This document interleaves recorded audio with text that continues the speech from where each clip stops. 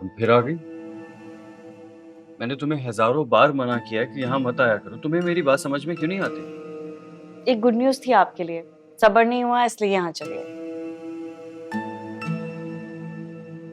Good news? तुमने आज तक हमेशा मुझे बैड न्यूज ही दी है। ये देखें। ये क्या है? रिपोर्ट है, पढ़ के देख लेना खुद।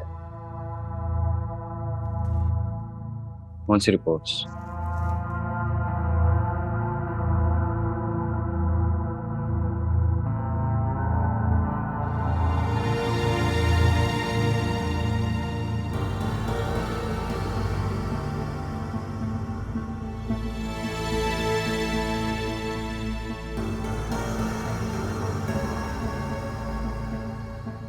What the hell? तुम प्रेग्नेंट हो? जी, आपकी और मेरी लाइफ की सबसे बड़ी खुशी।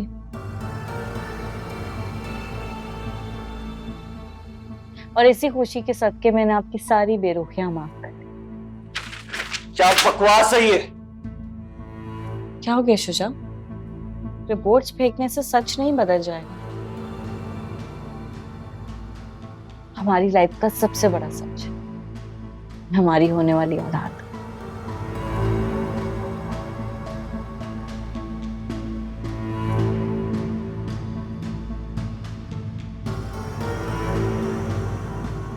मुझे तो बहुत खुशी हो रही है।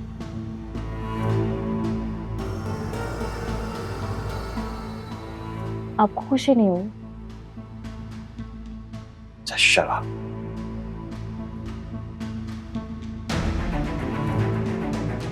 Congratulations, Daddy.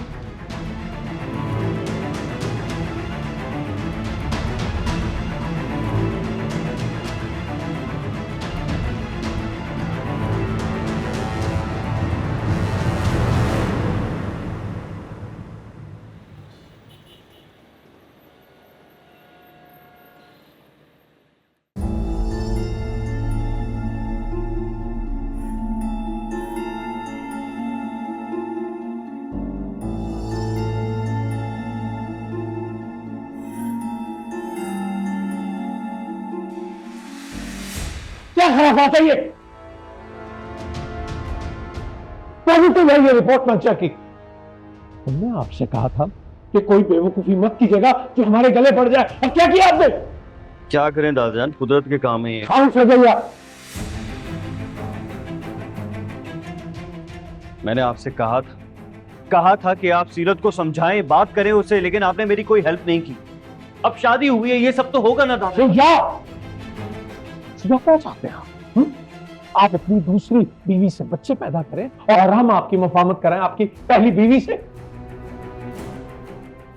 इंतहा कर दिया आपने। हम आपकी शक्ल भी नहीं देखना चाहते। चलिए, कोई मदद नहीं कर सकते हम आपकी। जाके अपनी फैमिली के साथ एंजॉय कीजिए। अरे जाइए।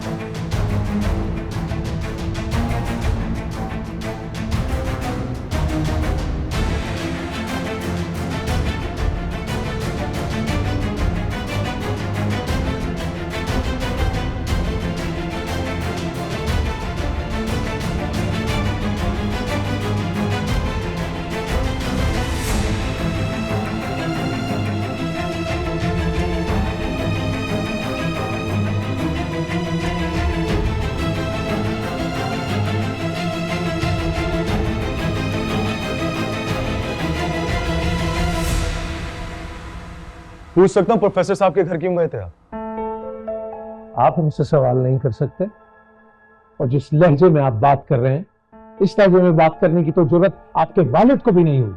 इसीलिए मेरे बाप ने खुदकुशी की। क्या बक रहे हैं आप? फिक्र मत करें, मैं खुदकुशी नहीं करूंगा। इस मामले में काफी स्ट्रांग हूं। आप मुझे ये बताएं कि आपको प्रोफेसर साहब के घर जाकर क्या मिला? आपको जो पूछना था शुजा से पूछ लो। प्रोफेसर साहब का क्या कसूर? कसूर होता है कसूर हादी मियां। तभी उनकी औलाद ऐसी बेहिस और खुदगर्ज निकलती है। इसी सिलसिले में आपके वो प्रोफेसर साहब को आईना दिखाने गए थे। इतना पढ़ा लिखा होने के बावजूद वो अपनी बेटी को गलत रास्ते पर जाने से नहीं रोक सके तो किसी आम आदमी की क्या बात करें। और हम यकीन है शुजा की शादी में उस प्रोफेसर की पूरी रजामंदी शामिल थी। ताता जान प्लीज बस कर दें, आप पे ये बातें सूट नहीं करती। सफीना फुप्पो को भी तो आपने रोकने की कोशिश की थी, क्या किया उन्होंने वो किया जो उनका दिल चाहा। इसी तरह प्रोफेसर साहब भी अपनी बेटी के इस गलत फैसले पर मजबूर थे। दादाजान आप खुद बताएं वो क्या करते हैं? अगर अपनी बेटी की बात ना मानते तो या तो उनकी बेटी जान ले लेती अपनी, या फिर सफीना फुप्पो की तरह घर छोड़ के आप इस वक्त अपने दादाजान से मुखातिब हैं और अगर भूल गए तो याद दिला देते हैं आपको। मैं माफी चाहता हूं आपसे, लेकिन जो मैंने कहा 100% सच था। ये हमने हमेशा इस सच से नजर चुराई, जबकि सच को मान लेना ही सबसे बड़ी बहादुरी होती है दादाजी। और प्रोफेसर साहब का क्या कसूर है कि वो मंशा के फादर हैं बस? अरे तो पढ़े लिखे आदमी को ज्यादा जिम्मेदार वालिद होना चाहिए। दादाजान मुझे समझ नहीं आ रही मैं आपको कैसे समझाऊं, आप सिर्फ अधूरा सच जानते हैं। अधूरा सच? जी। पूरा सच क्या है?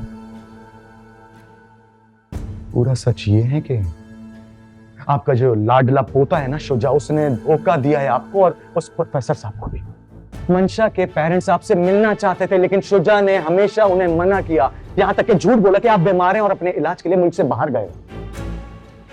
शुजा ने उन्हें कभी बताया नहीं, इवन मंशा से भी अपना पहला निकाह छुपा के रखा। और वो हमेशा मंशा को सिर्फ ये कहता रहा कि वो जो निकाह उसका हुआ था ना, वो दादाजान की मर्जी से हुआ था जी। और शुजा ने उससे ये भी कहा कि वो अपने इस पहले निकाह को खत्म भी कर देगा।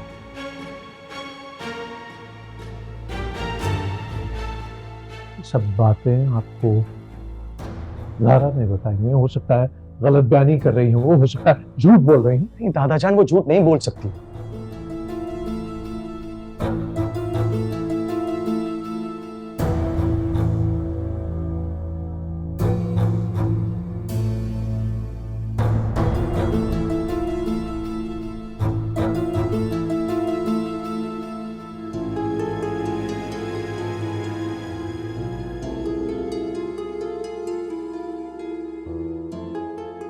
हालांकि कि आप ज़ारा को पसंद करते हैं।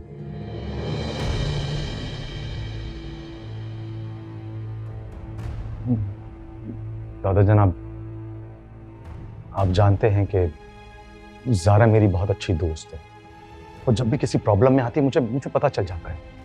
हमारे सवाल का जवाब नहीं दिया आपने। क्या आप ज़ारा को पसंद करते हैं?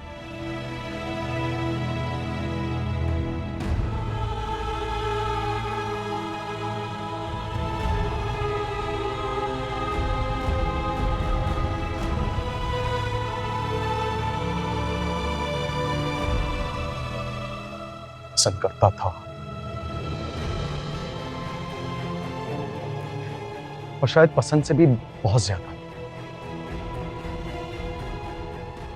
लेकिन ये बात खत्म हो गई है दादाजान, क्योंकि उसका शौहर जो है ना, बहुत अच्छा और शरीफ इंसान।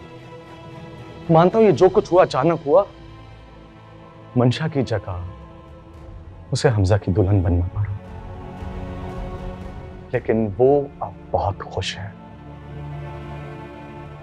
और इसी में मैं भी खुश हूं।